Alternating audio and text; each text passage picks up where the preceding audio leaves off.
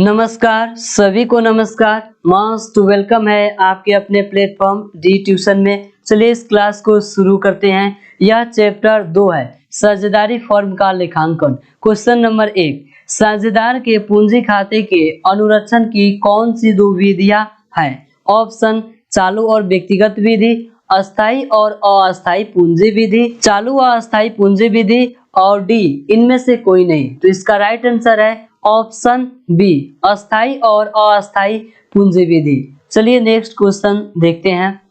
अस्थाई स्थिर पूंजी खाते में साझेदार के लिए कितने खाते खोले जाते हैं? कितने खाते को प्रिपेयर किया जाता है अस्थाई या स्थिर पूंजी खाते में? ऑप्शन 5, 3, 2, 1। तो इसका राइट आंसर होगा ऑप्शन सी। स्थिर पूंजी के अंतर्गत जो है दो खाते तैयार किए जाते हैं। पहला होता है करेंट अकाउंट और दूसरा होता है आपका कैपिटल अकाउंट, यानी कि करेंट अकाउंट अर्थात कि चालू खाता और कैपिटल अकाउंट यानी कि पूंजी खाता इसके अंतर्गत तैयार किए जाते हैं।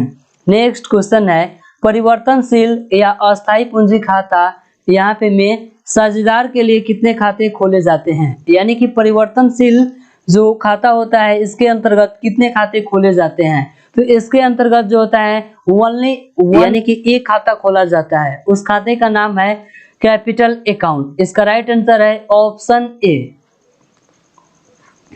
लाभ हानि नियोजन खाता किस खाते का विस्तार है? यानी कि इसको कहते हैं profit and loss appropriation account. लाभ हानि नियोजन खाता ये जो होता है लाभ हानि खाते का ही एक प्रारूप होता है। तो इसका राइट आंसर हो जाएगा ऑप्शन सी, लाभ हानि खाता साझेदार के वेतन से डेबिट किया जाता है।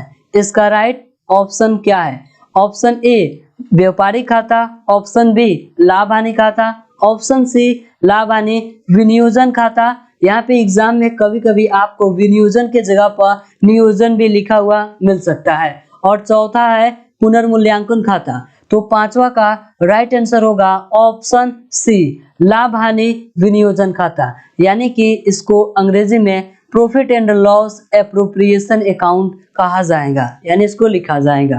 नेक्स्ट क्वेश्चन है, लाभ हानि विनियोजन खाता एक डैश खाता है अर्थात profit and loss appropriation account कैसा अकाउंट होता है? पर्सनल अकाउंट होता है, रियल अकाउंट होता है कि नॉमिनल अकाउंट होता है, कि या फिर इनमें से कोई नहीं होता है? तो इसका राइट आंसर है option C, profit and loss appropriation account जो होता है नॉमिनल अकाउंट होता है। तो ऑप्शन सी इसका करेक्ट आंसर है। चालू खाता है यानी कि जो करेंट अकाउंट होता है वह कैसा अकाउंट होता है? सेविंग अकाउंट होता है, पीपीएफ अकाउंट होता है, फिक्स्ड डिपॉजिट अकाउंट होता है या फिर पर्सनल अकाउंट होता है? तो इसका राइट आंसर होगा option D, personal account. Next question है, स्थिर पूंजी खाता विधि के अंतर्गत साझेदारों की पूंजी खाते पर ब्याज क्रेडिट किया जाता है। ऑप्शन ए साझेदारों की पूंजी खाते में, लाभ हानि खाते में, ब्याज खाते में या फिर साझेदारों के चालू खाते में? तो इसका राइट आंसर है ऑप्शन डी, साझेदारों के चालू खाते में। नेक्स्ट क्वेश्चन है, साझेदारी समझौते की अनुपस्थिति में यानी कि पार्टनरशिप एग्रीमेंट यदि नहीं हुआ है उस कंडीशन में साझेदार के ऋण लेने पर ब्याज दिया जाता है। यानी कि जब एग्रीमेंट नहीं हो, पार्टनरशिप हो और एग्रीमेंट नहीं हो उस कंडीशन में अगर कोई पार्टनर लोन लिया है, अगर कोई पार्टनर लोन लिया है तो उस लोन पे कितना प्रतिशत के हिसाब से यानी कि रेट से इंटरेस्ट पे किया जाता है? ऑप्शन ए 4% वार्षिक दर से, ऑप्शन बी 6% वार्षिक दर से, ऑप्शन सी 8% वार्षिक दर से, ऑप्शन डी 12% वार्षिक दर से। यह क्वेश्चन आपके लिए काफी इंपॉर्टेंट है, इसे आप वीवीआई में नोट कर लें। एग्जाम में कई बार यह रिपीट हो चुका है। अक्सर स्टूडेंट इसका गलत आंसर ही टिक आउट कर देते हैं, जो कि 12% टिक आउट करते हैं। यह गलत है। इसका राइट आंसर होता है ऑप्शन बी, यानी कि 6% वार्षिक दर से। इसका राइट आंसर है ऑप्शन बी। नेक्स्ट क्वेश्चन है, साझेदारी फर्म के लाभ हानि नियोजन खाता के क्रेडिट साइड में लिखी जाने वाली आइटम्स हैं, यानी कि कौन कौन से आइटम लाभ हानि नियोजन profit and loss appropriation account के क्रेडिट साइड में लिखा जाता है। ऑप्शन दिया गया है आहरण पर ब्याज, इंटरेस्ट ऑन ड्रॉइंग, शुद्ध लाभ, कुल लाभ, ए और बी दोनों। तो इसका राइट आंसर है ऑप्शन डी, ए और दोनों जो है इसका राइट आंसर होगा। नेक्स्ट क्वेश्चन है साझेदारी फर्म किस अधिनियम के अंतर्गत आता है, यानी कि पार्टनरशिप जो फर्म होता है वह किस एक्ट के अंतर्गत आता है, उसका एक्ट क्या है। ऑप्शन ए भारतीय साझेदारी अधिनियम 1932 की धारा 4, दूसरा कंपनी साझेदारी अधिनियम 1925 की धारा 5, यूएस साझेदारी अधिनियम 1932 या फिर इनमें से कोई नहीं। तो इसका राइट आंसर होगा ऑप्शन ए भारतीय साझेदारी अधिनियम 1932 की धारा 4। निम्नलिखित में से कौन साझेदारी के लक्षण है, यानी कि कौन साझेदारी के लक्षण इनमें से लग रहे हैं। पहला है वैधानिक व्यवसाय, यानी कि कानून के आधार पर बनाया गया व्यवसाय, दूसरा संचालन, तीसरा असीमित दायित्व और चौथा जो है डी इनमें से सभी। तो इसका राइट आंसर है ऑप्शन डी, इनमें से सभी हो जाएगा। ये सभी जो है पार्टनरशिप के लक्षण होते हैं। आई होप कि आपको समझ में आ गया होगा। नेक्स्ट क्वेश्चन है सीमित दायित्व साझेदारी अधिनियम किस अधिनियम के पास होने पर हुआ। सीमित दायित्व साझेदारी अधिनियम, सीमित यानी कि लिमिट, और दायित्व यानी कि लायबिलिटीज, और पार्टनरशिप साझेदारी यानी कि पार्टनर, यानी कि एलएलपी, इसे शॉर्ट फॉर्म में एलएलपी कहते हैं। सीमित दायित्व साझेदारी अधिनियम कहेंगे तो यहाँ पे आपको एक्ट ऐड कर लेना है। ऑप्शन दिया गया है सीमित साझेदारी अधिनियम 2008, असीमित साझेदारी अधिनियम 2009, भारतीय साझेदारी अधिनियम 1932। ऑप्शन डी है नन ऑफ दीज, इनमें से कोई नहीं। तो इसका राइट आंसर होगा ऑप्शन ए, पहला ही है सीमित साझेदारी अधिनियम 2008। यह भी क्वेश्चन आपको वीवीआई में टिक कर लेना है, एग्जाम में कई बार यह क्वेश्चन रिपीट हो चुका है। नेक्स्ट क्वेश्चन है साझेदारी की रचना डैश से होती है, यानी कि साझेदारी की जो स्ट्रक्चर होता है, प्रारूप होता है, वह किससे होती है। पेपर का है, करारा या समझौते का है, या फिर विधान, विधान यानी कि लॉ कानून का है, या फिर इनमें से कोई नहीं। तो इसका राइट आंसर होगा ऑप्शन बी, करारा या समझौता। यानी साझेदारी की जो स्ट्रक्चर होती है वह एग्रीमेंट बेस होता है, एग्रीमेंट पे, समझौते पे यह कार्य करता है। तो राइट आंसर है ऑप्शन बी। नेक्स्ट क्वेश्चन है सीमित दायित्व साझेदारी की रचना डैश से होती है। यहाँ पे सीमित, लिमिटेड, लायबिलिटीज और पार्टनरशिप, इसकी जो रचना किससे होती है। साझेदार पार्टनर से होती है, गवर्नमेंट से होती है, लॉ कानून से होती है, या फिर ये सभी से होती है। तो इसका राइट आंसर होगा ऑप्शन सी, जो एलएलपी होता है उसका स्ट्रक्चर कानून से होता है, यानी कि इसका विधान से संबंध है। ऑप्शन सी इसका करेक्ट आंसर है। साझेदारों को चालू खाता खोलना चाहिए, साझेदारों को चालू खाता कब ओपन करना चाहिए। ऑप्शन परिवर्तनशील, अस्थाई, कार्यशील, इनमें से कोई नहीं।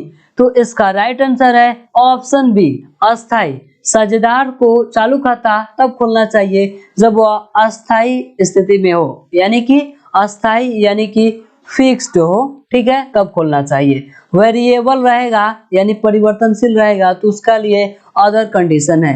नेक्स्ट क्वेश्चन की ओर बढ़ते हैं। साझेदारी का दायित्व होता है, अधिक होता है, कम होता है, पूंजी तक सीमित होता है, या फिर इनमें से कोई नहीं होता है। तो इसका राइट आंसर है ऑप्शन सी, पूंजी तक सीमित होता है। साझेदारी का दायित्व पूंजी तक सीमित होता है। नेक्स्ट क्वेश्चन है, इससे पहले ही वीवीआई में आपको नोट कर लेना है। साझेदारी संलेख को कहा जाता है। जो साझेदारी संलेख होता है इसके कई नाम होते हैं। साझेदारी संलेख होता है, कहीं कहीं पे आपको इसको विलेख लिखा हुआ मिल जाएगा, कहीं पे आपको इसको करार लिखा हुआ मिल जाएगा, कहीं पे आपको इसको समझौता लिखा हुआ मिल जाएगा।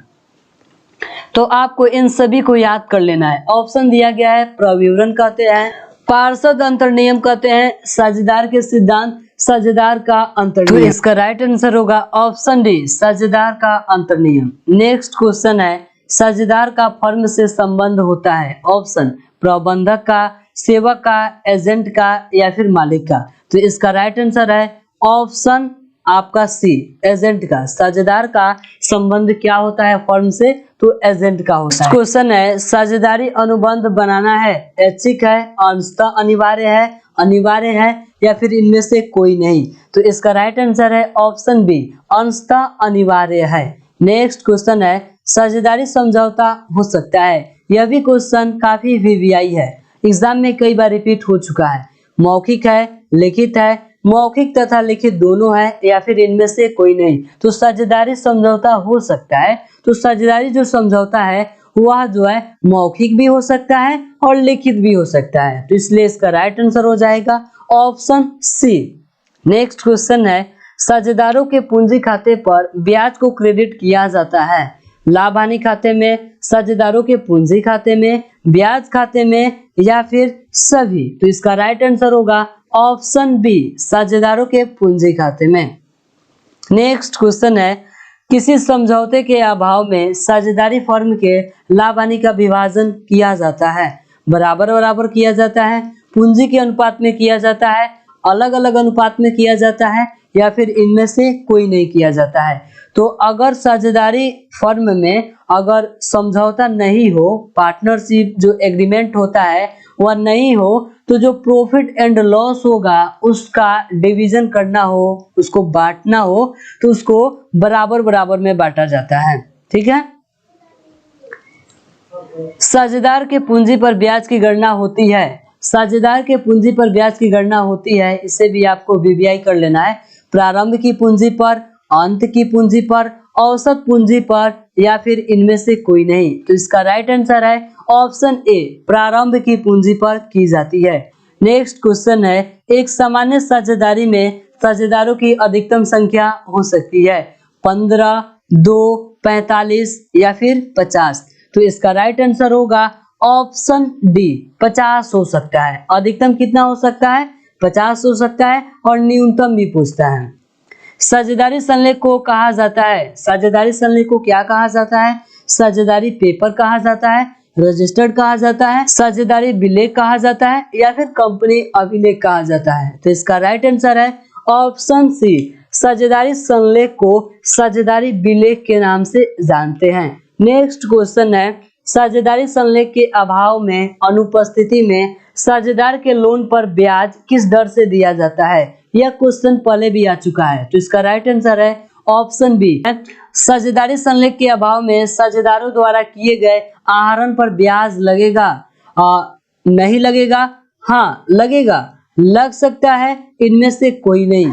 अगर कोई पार्टनर जो है फर्म से कुछ पैसे विड्रॉल करता है तो वह जो पैसे विड्रॉल किया है क्या उस पे जो है उसको इंटरेस्ट देना पड़ेगा?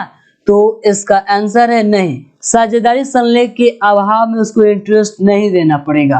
अगर साझेदारी संलेख जो एग्रीमेंट है वह रहेगा तो उसके लिए अलग कंडीशन बनाया गया है, वह आपको उस एग्रीमेंट में आपको पढ़ने के लिए मिलेगा। नेक्स्ट क्वेश्चन है, साझेदार के पूंजी खाते के अंतर्गत आते हैं? कौन पूंजी खाते के अंतर्गत आते हैं? पूंजी खाते यानी कि कैपिटल अकाउंट के अंतर्गत कौन आते हैं? परिवर्तनशील आते हैं, अस्थाई आते हैं, परिवर्तनशील तथा अस्थाई दोनों आते हैं या फिर व्यक्तिगत आते हैं? तो इसका राइट आंसर है ऑप्शन सी, इसके अंतर्गत परिवर्तनशील भी आता है और अस्थाई भी आता है। नेक्स्ट क्वेश्चन है, फर्म के लिए साझेदार के आहरण पर ब्याज है, यानी कि कोई पार्टनर जो है फर्म से पैसे को विड्रॉल करेगा तो आहरण पर ब्याज क्या कहलाएगा? वह कहलाएगा रिसीव कहलाएगा, यानी कि प्राप्ति है, व्यय कहलाएगा, हानि कहलाएगा या फिर इनमें से कोई नहीं? तो इसका राइट आंसर है ऑप्शन ए, पैसे को जब वह आहरण करेगा, निकालेगा, तो वह तो पार्टनर जो उसको पैसे रिसीव होंगे। तो इसका राइट आंसर है ऑप्शन ए, प्राप्तियां। क्लास यहीं तक है। आई होप कि आपको क्लास में समझ में आया होगा। मिलते हैं अगले नेक्स्ट क्लास में।